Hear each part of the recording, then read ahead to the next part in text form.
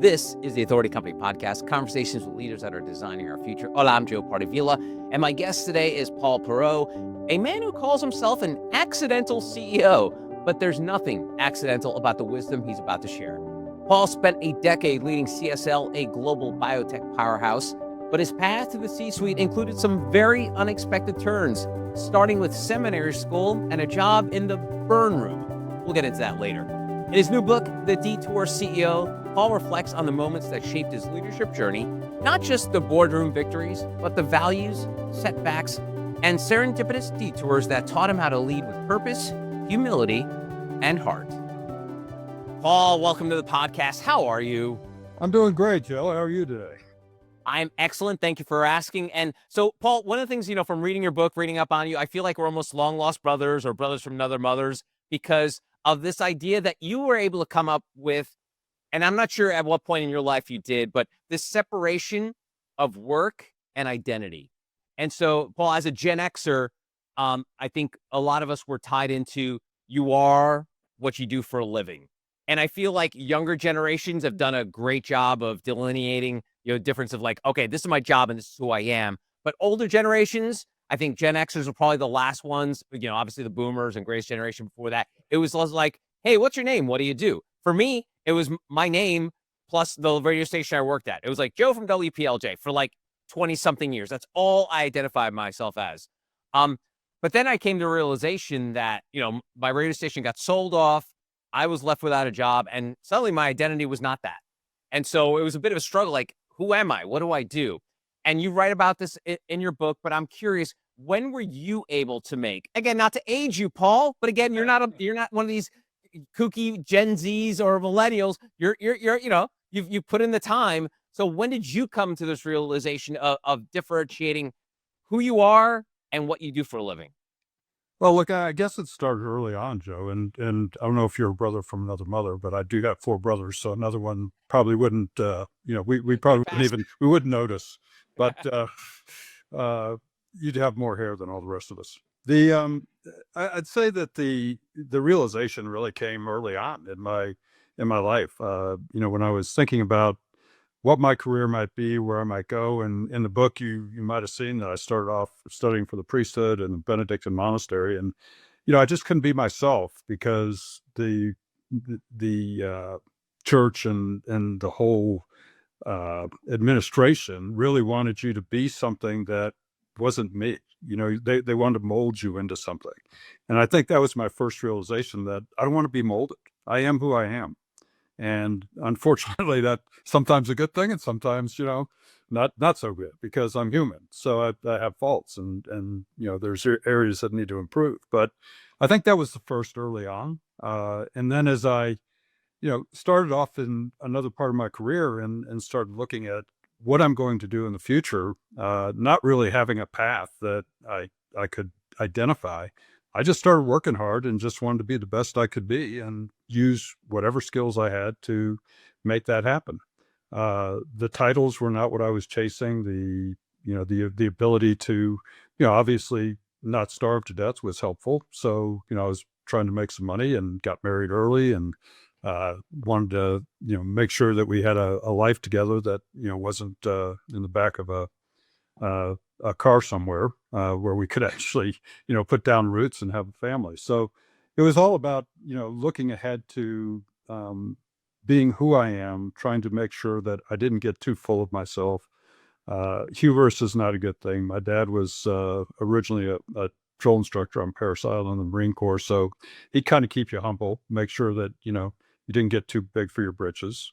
So I think part of that was the upbringing as well, and just making sure that you are who you are, you do what you're supposed to do, and good things can happen. So that it was really early, I think. It wasn't like this big moment in my career that I said, oh, there were those moments as well, that brought you back down to earth and said, hey, you're not all that. You need to step it up a bit. And well, coincidentally, you're the second person in the past year that I've had on podcast that went through seminary school.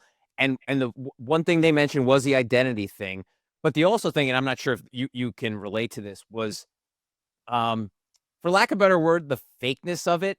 like it seemed like it was more like cosmetic what you were actually doing as opposed to like deep down like doing God's work kind of thing. And maybe that could be just the business of religion where it's like all these it's almost like project management, all these boxes you have to check along the way. That's like, wow, this isn't what I signed up for. This is more like cold than I thought it was going to be. Well, that's the thing, I mean, I was there for a particular reason, and it wasn't about, getting up, put on a pedestal in front of a congregation. It was to serve. And, I ended up serving some people during the week, and then I got yelled at for missing daily mass. And I'm like, well, this doesn't make any sense. That is cosmetic. I mean, we're here to serve. So, sorry I missed mass on a Thursday, but too bad. So they didn't quite like that answer either, but I bet, yes. I'm sure that you probably got a timeout for that. All right, so your book's fascinating. You like I said, you mentioned this journey you went on to starting potentially being a priest and then moving into the corporate world. And one of the early parts of the book that jumped out at me was the burn room. Tell us about the burn room. Well, I was starving and living with my brother and sister-in-law, and they were kind enough to take me in when I left the seminary and came back down to Florida from Southern Indiana. So I was hunting for a job, doing job interviews. So I went to a temp agency, and the temp agency had this opening, not unsurprisingly, for the burn ring. And back in the day, I mean, you had a lot of cardboard cartons that had wax on them that held the milk, and that's how they sealed it hermetically on the top of the carton.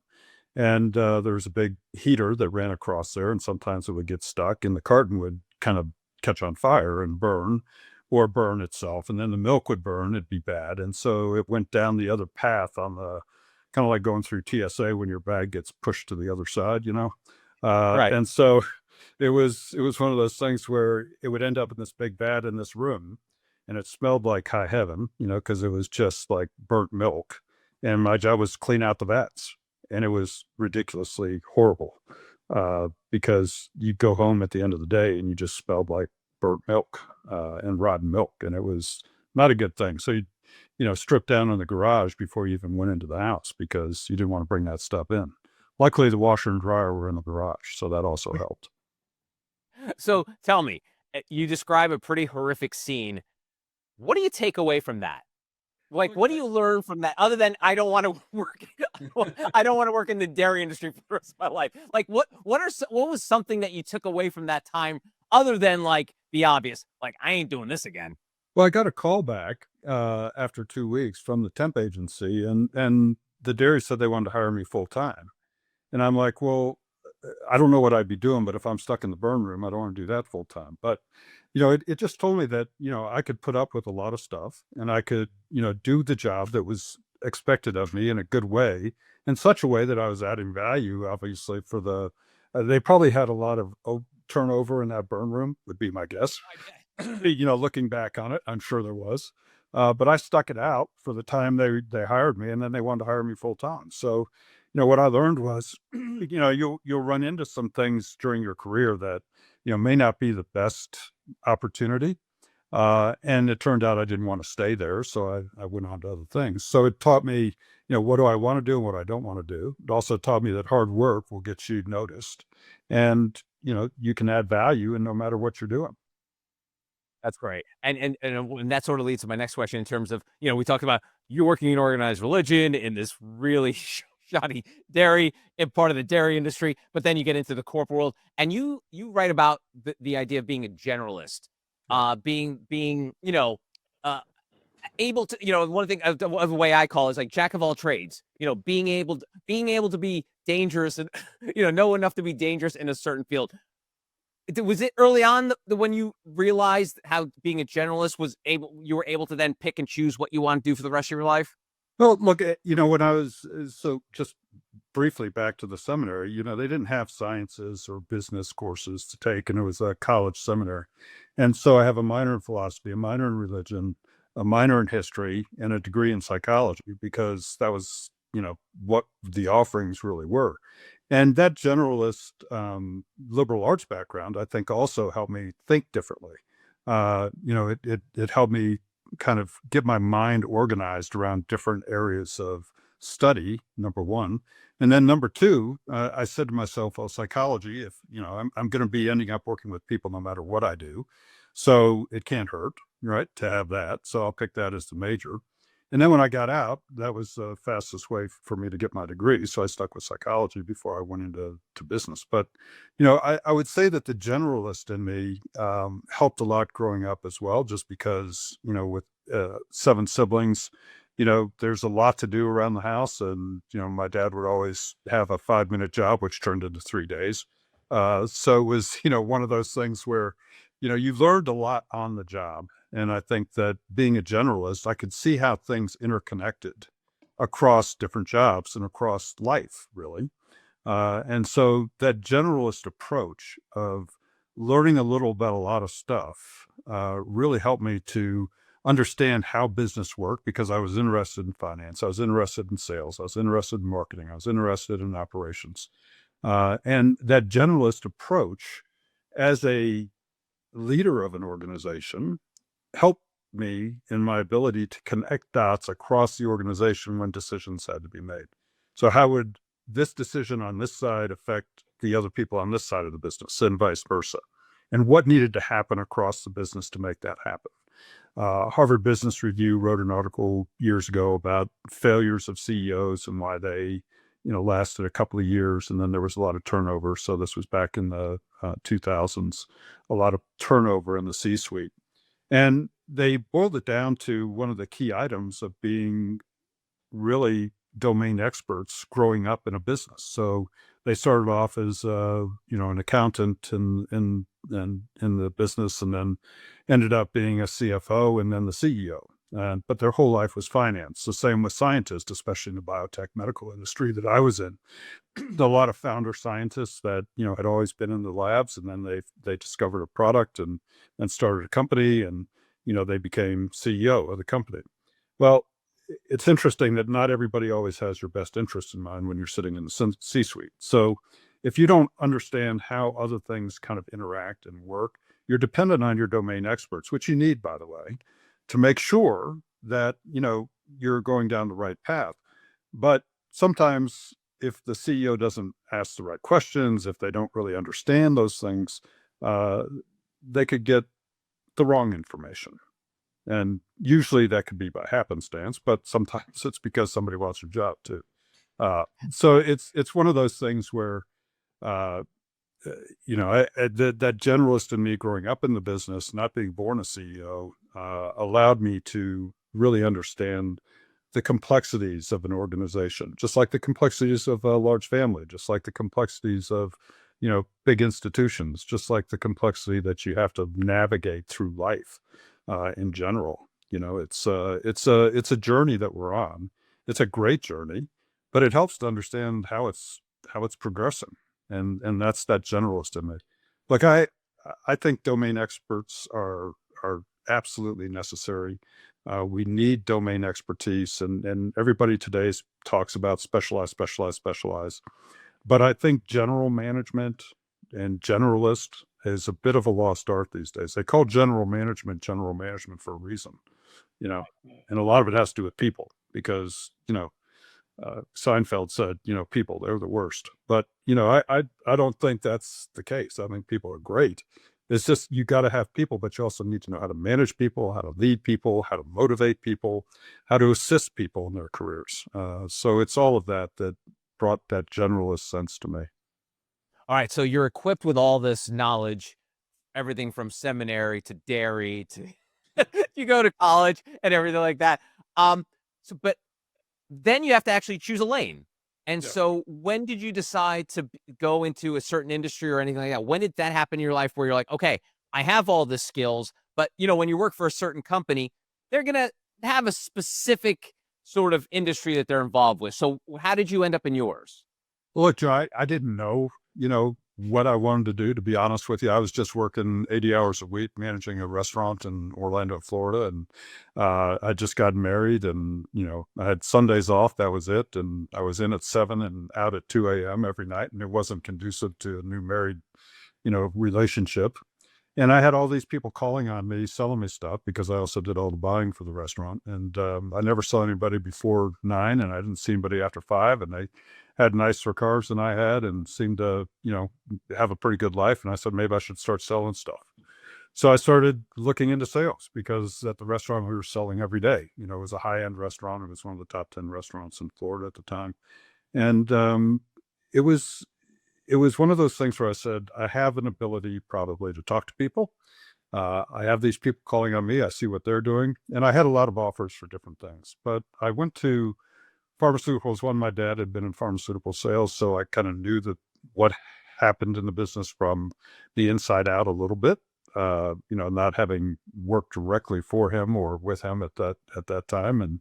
Um, but it was also about trying to do good. My grandfather was a physician, and he was a great diagnostician, and he knew that there was more to medicine than just science. They used to call it the art of medicine for a reason.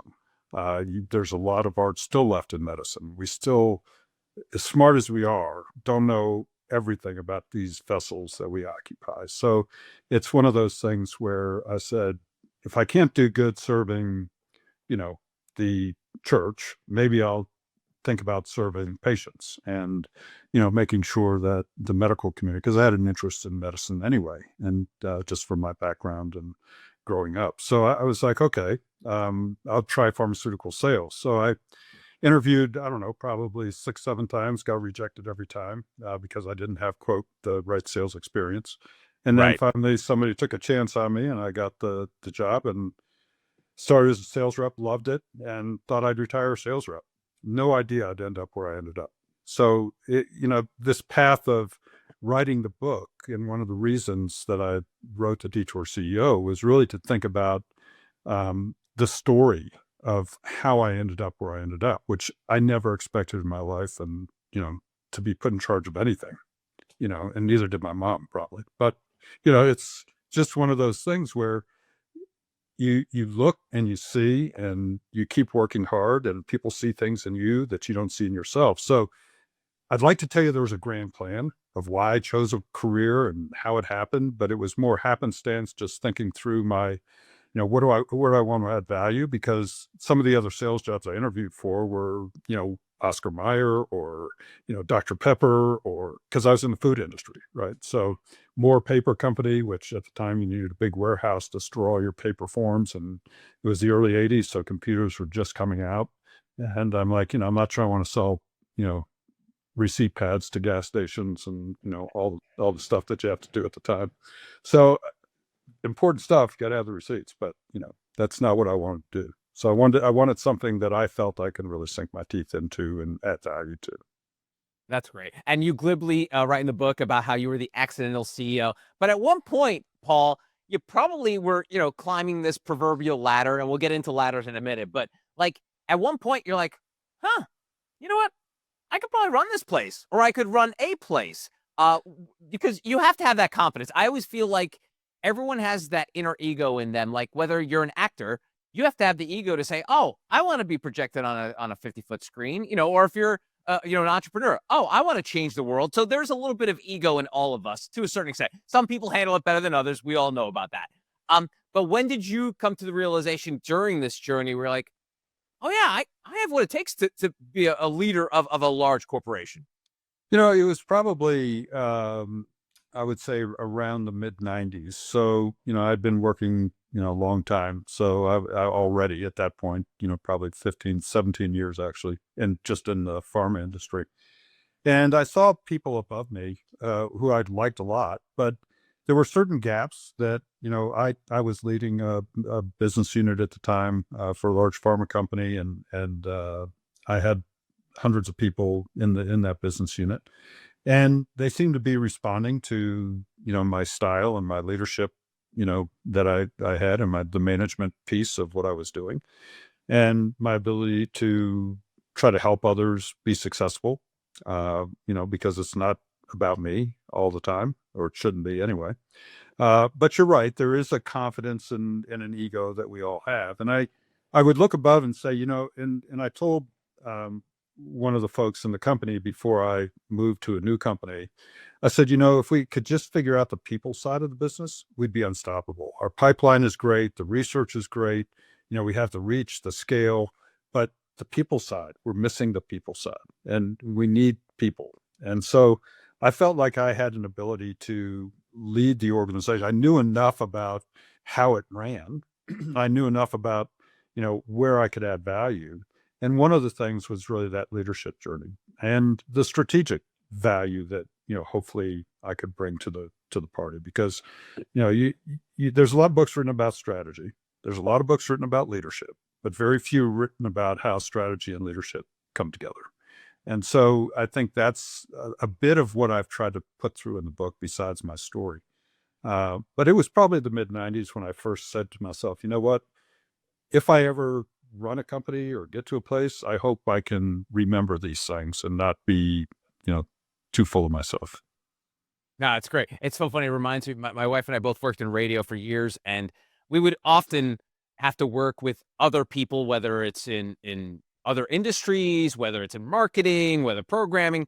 And my wife and I used to have this running joke of like, there'll always be a job for me. Like when you'd have an interaction with someone who's like a VP or a president, you're like, oh God, if this person can do that, they'll always be. It sounds like I'm not putting words in your mouth, but I almost feel like that was your perspective too. Is like you had the people skills, you knew what you, as you mentioned, the gaps, and then there are probably people around you or above you. You're like, I could do a better job than this person. I'm sure some of that came up, right, Paul? Yeah, there was some of that. I have to say, because there were some bosses I had that I was like, I don't want to be like that, and that's not the way I want to act or be. And hopefully, I can be who I am, like going back to our initial part of the conversation, and still be successful in running a big company, not having to be, as one guy that saw my golf swing said that was a CEO swing. And I said, what's that? He says, a little jerk at the top.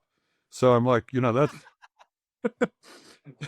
I said, that's not what I wanted to be, right? Was that little jerk at the top. So it was, there was that time. And I think that everybody kind of says that from time to time, but nobody wants to really, keep going on that path because look, it's not easy. It's a hard job. There's no doubt. There's a lot of hard jobs. This one is more mentally taxing probably than other things. Yeah, and I referenced the ladder, and you write about that. There's no such thing as a corporate ladder; it's more of a labyrinth. Yeah. Tell me about that because I feel like, especially now, you're almost very future thinking too, Paul. Because I think again, going back to younger generations, there is not this, get a job out of college, work there for 40 years, retire and drop dead. Like that is older mentality. Now these younger people are like, yeah, I think I'll do this job for a couple of years and then I'll move over here. It doesn't have to be a upward movement. It could be lateral. It's just because people are prioritizing their mental health. So tell me about this labyrinth and why it's not just this, straight line as we once were told it was. Well, Joe, ladders are dangerous. A lot of accidents happen on ladders. Right. So, I always tell people at the house, I said, try to stay off of ladders. Because you slip one wrong and all of a sudden you're down at the bottom with a, broken leg or a broken neck or something. And so, thinking about this ladder, and the fact to me that there wasn't a direct path to the roof, it's not like, you could just get the longest ladder you possibly can. And then each rung is a step and there's a process for each step. I mean, you're going, I didn't even know I was climbing, to be honest with you. And that's why the labyrinth was there because I took on different roles that people offered me because I thought they were interesting. I thought I could learn more. And when I looked at how things were progressing, I didn't even know I was up for the job, to be honest with you. So that's how clueless I was. I was just, had my head down working hard. I mean, I'd grown to be the president of the largest division for CSL. So it was 90% of the company at the time. And even then, when I got that job, everybody was talking about how I was going to get the job, but nobody had talked to me yet. So it was like, okay, great. So when it finally happened, I was like, okay, that's interesting, but I'd, had done I guess a good enough job where they said, hey, this guy's got some stuff. As one of my good friends said one time, you're deceptively smart. So I wasn't quite sure if that was a compliment, but I guess it is. Right. So it was one of those things where I think this labyrinth is, you have to understand how organizations work. You have to understand where you can add value. You have to understand where, the company is going from a strategic standpoint, and can you add to the value of the strategy? Can you be the exemplary leader? Can you be that person that, people listen to, even if you're not in the position of highest authority? You can tell around a conference room when you're in a meeting, when somebody speaks and all of a sudden everybody stops to listen. And they may not be the person running the meeting, but that person has somehow garnered a respect and an intellect and a knowledge that other people value. And so that labyrinth, and that person may not even understand it, right? You might have a very loud voice who everybody just shuts down when they start talking because they try to dominate the conversation in the room. And that's another part of the labyrinth, because they may manage up really well, right? And then they get to that position and all of a sudden they're moving again because they get fired, or they don't get the job as CEO, and then they're disheartened, so they leave, which happens in companies where companies pit, candidates up against each other, and then they know they're going to lose one probably, but why would you do that if they're both great candidates? So you have to talk to people and understand how that labyrinth is going to work, because you want to keep all the good people you can. And you want to make sure that people understand what their role is and where their value's added and where that is. And that's a very windy road. And you make mistakes, and then you're like, oh, my career's over. And then somebody says, well, you know what? It's not. It wasn't a fatal mistake. Most mistakes aren't. So, it's business at the end of the day, and, you try to recover from it. I mean, there are things that happen that are very difficult to deal with, but, you get on with it, and you move on with it. You don't wallow in it and think about, oh, I could have done this if this hadn't happened, or if this person didn't say that. And that's part of the labyrinth. I mean, labyrinth is a big place, right? So it's there's a lot of these movements that happen. And so in the younger generation, how they move from job to job is interesting. I think, they're typically moving within, again, their expertise. So if they want to move and they want to do things differently, I'd suggest they learn as much as they can about a lot of things, because AI is a big topic right now, and people are like, oh, this is going to get rid of humans, and, it's going to take a lot of jobs. Well, have the ability to learn and learn a new skill. Somebody has to still manage all that AI stuff, right? So, Yeah. you know, it's like we used to put little pins into the telephone, right, with operators, and Oh, yes. yeah, you don't remember that. You're way I was too. thinking, I saw that in a movie once, Paul, but yeah, Yeah, continue. right. Yes. Yeah, from the 40s, Right. 1940s. But that people had to relearn. So the ability to relearn skills and learn other things is always important, which is why that generalist thing came back to me, really, when I was in business. I'm like, how much can I learn about this part of the business, this part because I knew a lot, but I don't know everything. Nobody does. Yeah, it's great. All right, I don't want to turn this into like a CEO pity party or play the world's smallest violin, but CEOs are, Paul, literally under fire these days. I mean, we've seen the headlines. I mean, as we're recording this, there's an incredibly viral moment about a tech CEO. There's been ad nauseum things written about CEOs' salaries. When funny enough, I always talk about this. When I was a kid, you didn't know CEOs' names. Like, No. it maybe you knew like Jack Welch from GE because GE was like the biggest company in the planet. You might know that name, Yeah. but now people know the names of CEOs of companies where that was never a thing. Obviously, media has to do with that. Social media has to do with that. But tell me about this CEO kind of backlash where, I mean, and I've seen a lot of CEOs talk about this. It's the loneliest job in the world. Again, I don't want to turn this into a CEO pity party, but tell me about that idea of these CEOs under, like, they were always under a microscope. And I think now that microscope has been ratcheted up to like levels where you're seeing like the DNA. Yeah. Tell me about this sort of world that we're living in, and the sort of like the tenuousness of being a CEO.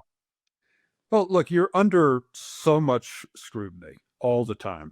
I mean, when I was CEO at CSL, at one point, we were the largest company by market cap on the Australian Stock Exchange.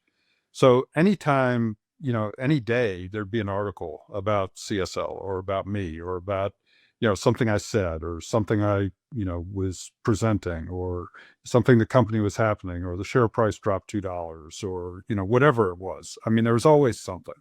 So the scrutiny was amazing. You're under the microscope all the time because you're right. There's a lot more notoriety, but it's also interesting that being one of the largest companies in the world, um, a lot of people didn't know my name and they didn't know CSL because it was listed on the Australian Stock Exchange. So I had a little bit of a help there. I like to say we're the biggest company nobody's ever heard of. So it was, one of those things where we were sheltered a little bit, but in certain markets, I mean, it was massive and it was constant.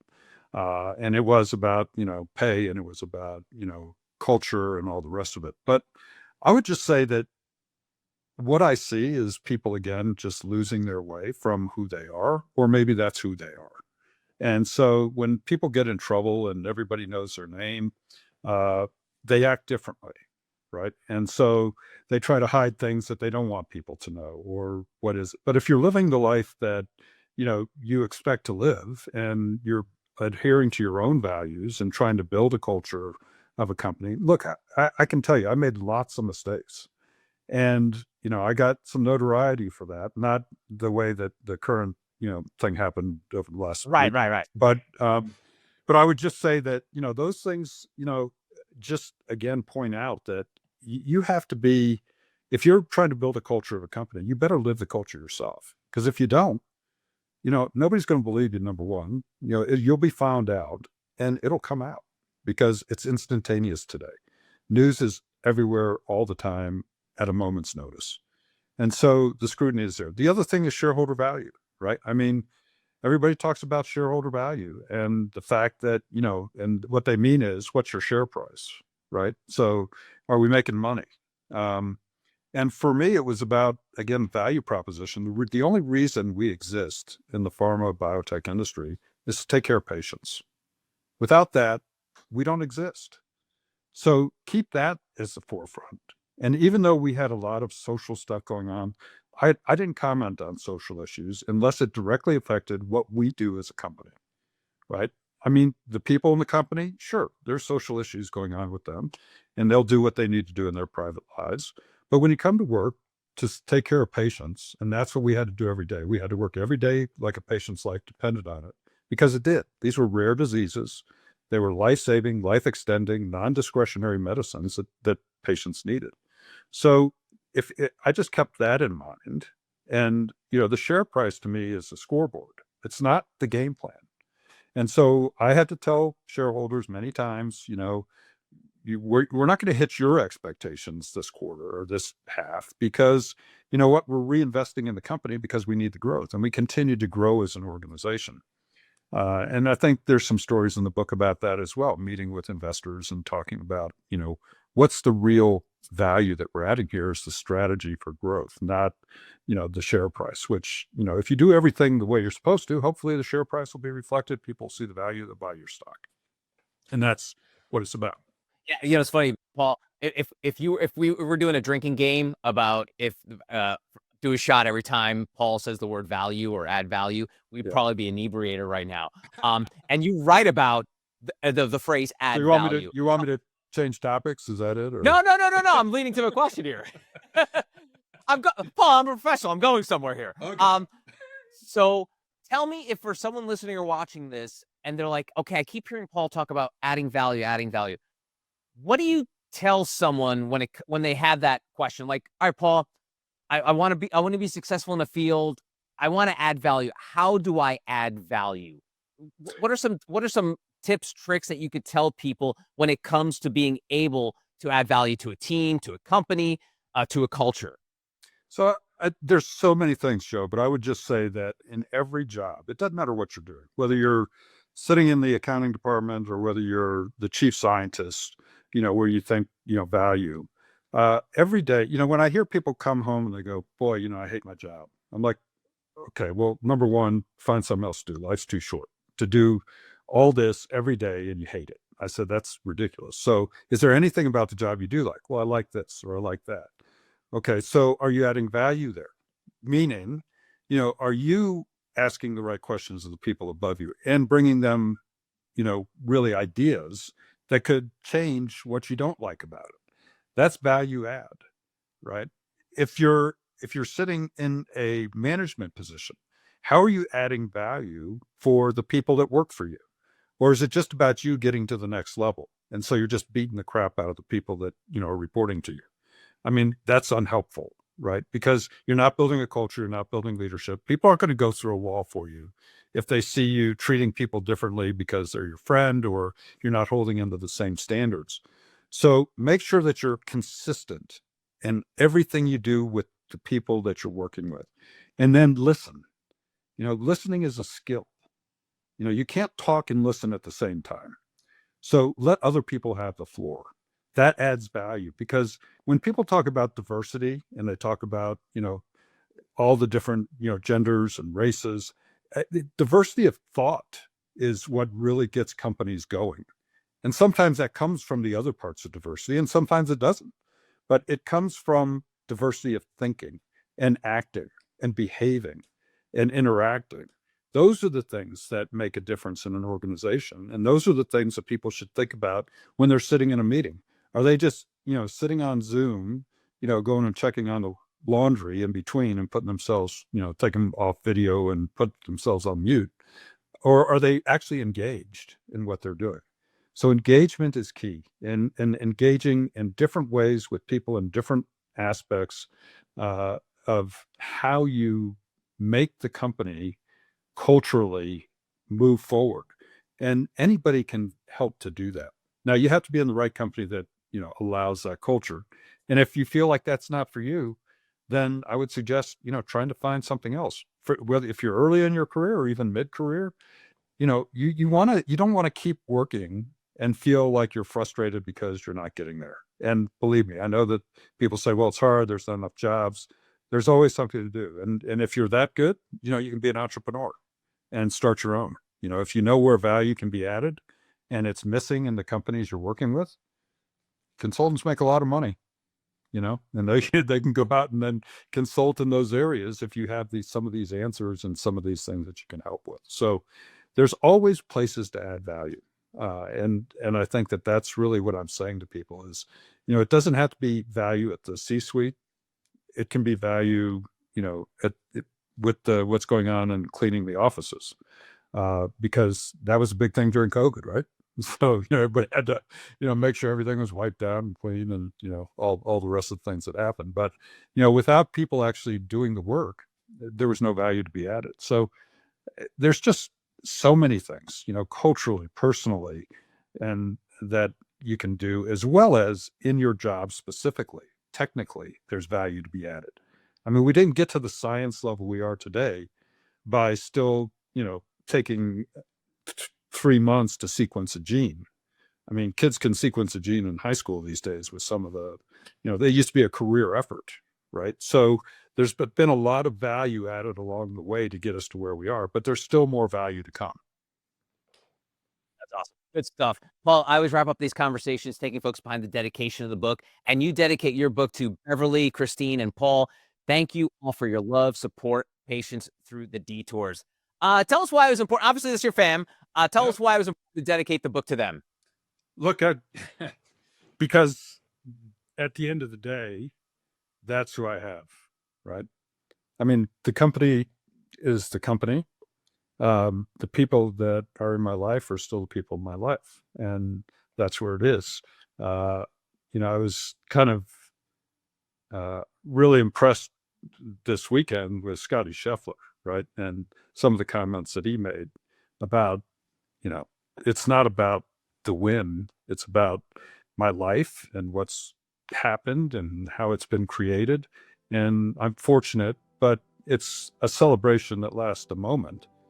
But I'm always back to a celebration of my family and who I'm with. And so it's the same. It's about family, it's about friends, it's about, adding value to them as well. There I go again with the adding value. But that's really where it's at. And so, Paul, Christine, and Bev had a lot to put up with. And I thank them for that. Awesome. His name is Paul Perreault. The book, The Detour CEO, 9 Unexpected Turns on the Road to Leadership Success. Paul, thanks so much for the time. I really appreciate it. Thanks, Joe. Appreciate it. And that's going to do it for this episode. If you want to find out more information about Paul and our other amazing authors, go to theauthoritycompany.com.